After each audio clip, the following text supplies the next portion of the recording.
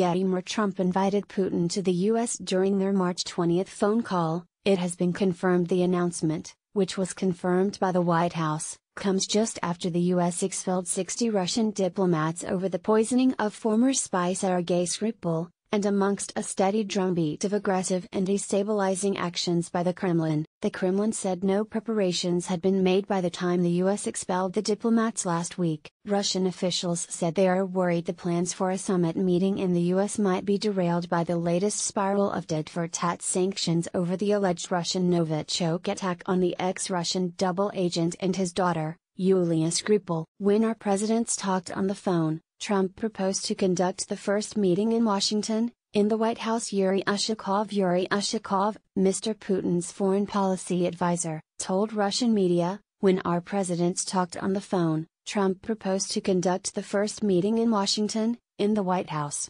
This is quite an interesting, positive idea. Speaking of the coordinated Western expulsion of over 100 Russian diplomats over the Skripal poisonings, Mr. Ushakov said, against the background of these events, it is of course difficult to discuss the possibility of conducting a summit. I hope that the situation will allow us to discuss this topic.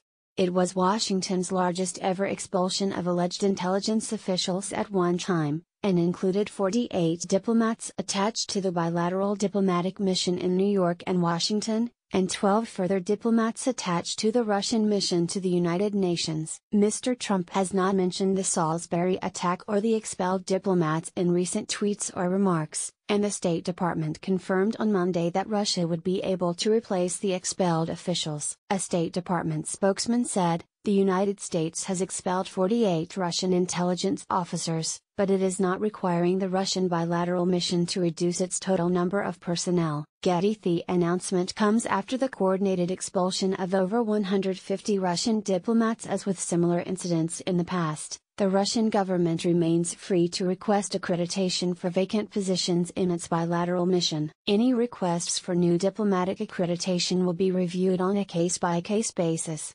Sarah Saters, White House spokesperson, confirmed Mr. Trump had extended the invitation for a meeting, and that the White House was a possible venue, but gave no further details. She said in a statement released by the White House, as the president himself confirmed on March 20, hours after his last call with President Putin, the two had discussed a bilateral meeting in the not-too-distant future at a number of potential venues, including the White House.